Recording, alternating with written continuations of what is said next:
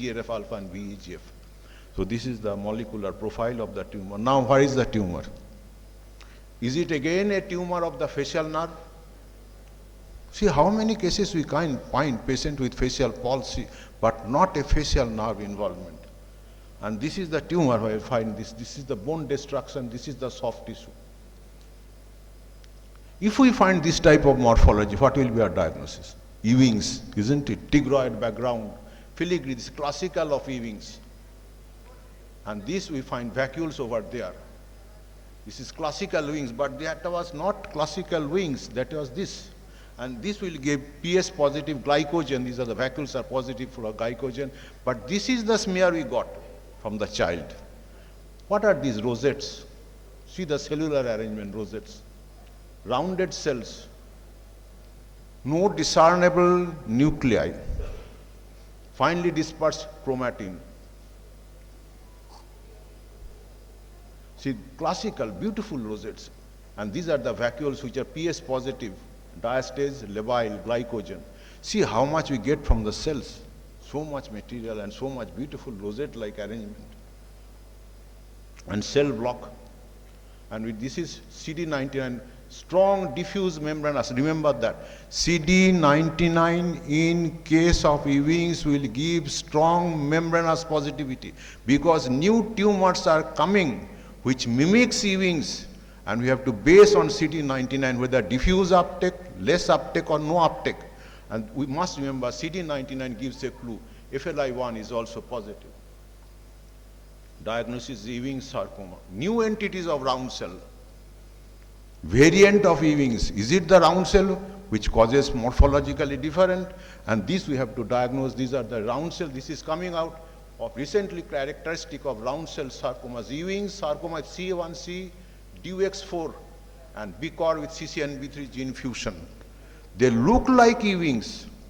You will be baffled to see whether they are Ewing's. Do CD99. The CD99 will not be positive or not diffusely positive. What are these type of cells? If we see the cells thoroughly in this C1C DUX4 or BCOR CCNB3 gene fusion, then we can find there are round cells along with spindle cells. Few spindle cells are there. Myxoid background is there. So don't be thinking that you are dealing with Ewing's. You give a possibility of Ewing's and do CD99 which will give a clue. So these are the things where you find CD99. See, diffuse in Ewing's. Limited in C1C, BCOR, DUX4 and BCOR they are variable. So this is very important. They give positive for W2 and ETV4 and BCOR is positive. So we must be knowing these things what is happening. And this is the tumor and these are the, now this is very common. Where we find in round cell tumors gene fusion. We can find in Ewing's, we can find C1C rearranged, BCOR, alveolar, desmoplastic, poorly differentiated and myxoid.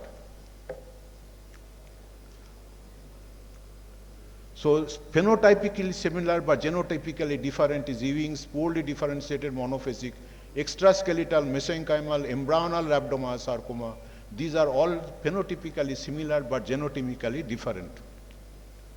So classical Ewing's that we have already shown, and for this we have to do NKX22 positive nucleus 10. And this is a classical Ewing's. We find small round cells, fine chromatin, indistinct nucleus. Still, sir, I have 15 minutes left, sir. I have, sir, 15 minutes left. Oh, no, thank you, sir. The monotonous population, poorly cohesive, small round cells, scanty cytoplasm, fine chromatin, indistinct nucleoli. See, this is classical, CD99 strongly positive. And this is the nucleus 10 which is coming up. This we have to do with NKX22 differentiate Ewing's from C1SC, DUX4 and BCOR CCNB3 gene fusion round cell tumors. So this is a special stain that is coming up and this is a positive for Ewing's. So in cases of these things we can find that this is a very sensitive marker which differentiates between these two other two, the BCOR CCNB3 C1C DUX4. And sometimes if there is overlap of IHC, then we have to do for fish where we find that split signals. So we cannot get away from this what is happening because the treatment is totally different in this type of tumors. So round cell with C1C DUX4 is nodular growth pattern. coarse chromatin, prominent nucleoli, areas of necrosis. This is very classical because in Ewing's we do not find nucleoli positivity. We do not find well-dispersed chromatin. There are coarse chromatin, prominent nucleoli, areas of necrosis, myxoid stroma. They look like Ewing's if we see in the low power or high power, but not Ewing's because these are CD99 of limited expression and they are WT1 ETV4 positive and they are prognostically very poor. This slide was shown in Gwalior, a child of the C1c DUX4 gene fusion in a child which everyone told possibility of Ewing's, but when we find that there is spindle cell arrangement, we can see this is the tumor where we find there is CD99 is positive but not in diffuse pattern, WT1 positive, ETV4, and the cells show abundant cytoplasm, tumor cells more abundant with limited expression of CD99. This is very important to differentiate from Ewing's because this is ETV4 and WT1 is positive but CD99, not diffusely, only focal membranous positivity. And these are the variants where you find that is the nodular growth pattern with necrosis. See the cells, prominent nucleoli. And nuclear is, see that the chromatin network, where the chromatin network was diffuse, chromatin network was fine coarse, and these are the myxoid areas, spindle cell areas. So we have to show multiple areas. These cells, these cases cannot be diagnosed by confidently by on cytology, but even on histology is very difficult unless we find multiple areas are to be examined for these changes that occurs in myxoid or these prominent nucleolus, then this nodular growth pattern, spindle cell areas. Now this BCOR CCNB3 occurs in 3 Bs, boy, bone and better prognosis. It's a diffuse growth pattern, myxoid stroma arborizing capillary network. This is also looks like Ewing's whenever we see under microscope, but this is a different tumor. We find that if we do the CD99, there's hardly any, take the CD99 stain, and they are less aggressive than Ewing's tumor, and they are positive for, and these are the markers which differentiate Ewing's and C1c rearranged sarcoma from BCOR, CCNB3. So these are the areas which one should be well aware what is happening in the other part. So this is the tumor. See the tumor with these round cells, and the spindling area, see CD99 is almost negative. So it's not an Ewing's, looks like an Ewing's, but CD99 is negative, BCOR is positive. So these areas are, we should be very careful to stamp.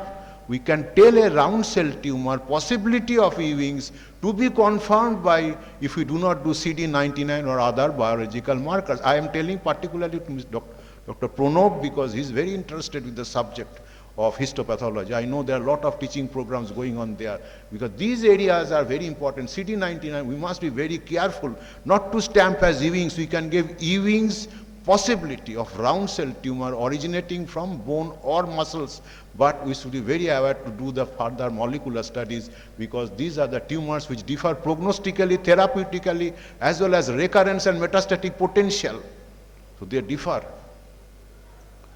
So this is the area where you find, see the arborization of the capillary, spindle cell arrangement, so the myxoid stroma. So if we see multiple areas of the tumor, we can see these variations. So this is classical round cell with C1c, round cell with BCOR, and these are different prognosis, therapy, as well as markers. So now coming to the next part, this is the last part of the first lecture, this epithelioid cell tumor, where is this? Tumor base of tongue, bluish color. Bluish color, base of tongue. Bluish color gives a possibility of a vascular tumor. Be careful to put the needle, it may bleed.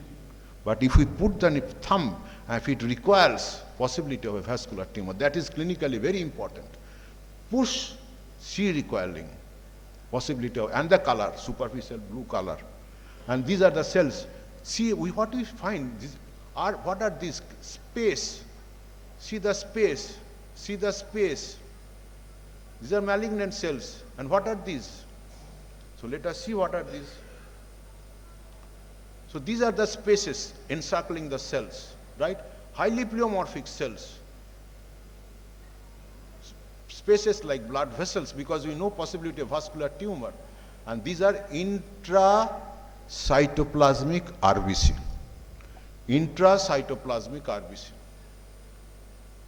And see, these are the cells, intracytoplasmic RBC. These are the space-like structures, large cell, and this looking like endothelial cells. If we see under the microscope, along with the clinical profile, see that these are the spaces encircling. So much material and so much representative material taking into account the clinical picture, we think possibility of a vascular tumor with intracytoplasmic RBC, encircling space-like structures. And what was the diagnosis? And ICC shows CD31 positive epithelioid angiosarcoma. This is epithelioid angiosarcoma, where the cells are large, intracytoplasmic RBC, and vacuolar space-like structure surrounding. And this is another. What we find clinically is a large blood vessel going to the tumor. But see, this is not a carcinoma. Carcinoma gives usually ulcerative lesion in the tongue, but is surrounded by a smooth, intact mucosa, as if the tumor is bulging outside from inner to the outer side. So this is the lesion, and the surgeon was very escapist not to do a biopsy. It may bleed profusely. So because we find there's a large blood vessel is traceable, and this is the tumor. Then what we did, we put a needle and we find these type of cells. What are cells? Have intracellular granular material, plenty of RBC in the background. The cells are clear, some have amphiphilic cytoplasm, and this is the granular material. And these are the microbiopsy helped us. When we find some soft tissue inside the cell and processed it, we find microbiopsy. And what are these blood vessels? And abating on the blood vessels are the cells. So these are the blood vessels, and see the cells abating on the blood vessels. So possibility of what? What is the possibility? I'm giving up the clue. The patient within a short time after surgery died of metastasis in the brain.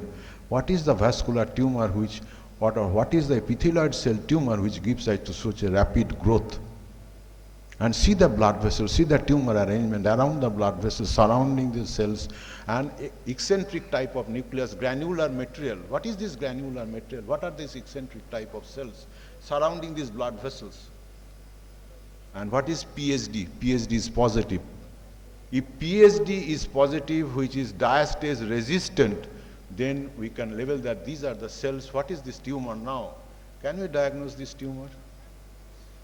What is PSD? This is CD4 transmembrane complex, monocarboxylate transmembrane. What is the tumor then?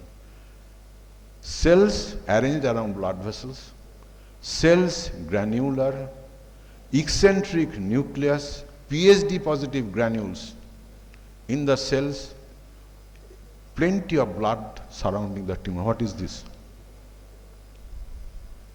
The patient died of metastasis in the brain within a short time. So much I'm telling. Can you give a suspicious of what type of tumors are you dealing with it? Huh? Angioblastoma. Hemangioblastoma. But does hemangioblastoma produce this type of cells? Eccentric, PSD positive crystals. Diastase resistant. Now can we give, what are these? This is the muscle. These are the not connective tissue strands, these are the blood vessels. The cells have alveolar arrangement, just like lungs. The cells are attached to the blood vessels, some floating. Same type of cells that we get. These are the granular material PSD positive. What is this tumor? Alveolar soft part sarcoma. This is a highly aggressive tumor which gives rise to very early metastasis. And this is positive for TFE3, which is a gene fusion. This was done from outside, and this gives the gene fusion which is positive for alveolar soft part sarcoma. Now these are the two tumors, last two tumors that I will deal with. This is the tumor, intact mucosa, this is the bones, this is the soft tissue. And what are these connective tissue strands? What are the type of cells? What are these type of cells? Clear cells. Isn't it just like renal cell carcinoma, clear cells occurring in the dorsum of the hand, deeper part, not skin involved. What is this? Arising from tendon, I am telling. Arising from aponeurosis. This is the tumor which is arising from aponeurosis. This is the tumor, and these are the bones. What is this tumor? See, these are the clear cells, very prominent nucleolus, separated by connective tissue strands. If it arises from the kidney, we can tell clear cell carcinoma, but these are the areas where you find not all cells are clear, some have pinkish material in the cells. What is this type of I am telling it is arising from tendon sheath, clear cell sarcoma of tendon sheath. Clear cell sarcoma of tendon sheath occurs in middle-aged, grows slowly, known for local metastasis, gives rarely to local recurrence, rarely to metastasis. This is a clear cell sarcoma of tendon sheath. And these are that I have told you, these are the wreath-like nuclei that we also found in these are rhabdomyosarcomas. This is also in clear cell sarcoma, we can find these wreath-like nuclei also. And these are the connective tissue or the stromal fragments which are separated the cells. And this is the very characteristics, melanin. Soft tissue tumor with melanin pigment, S100 or HMB45. This is the melanin part. And these are the spindle area, these are the cells, these are the muscle infiltration. And this is melanin.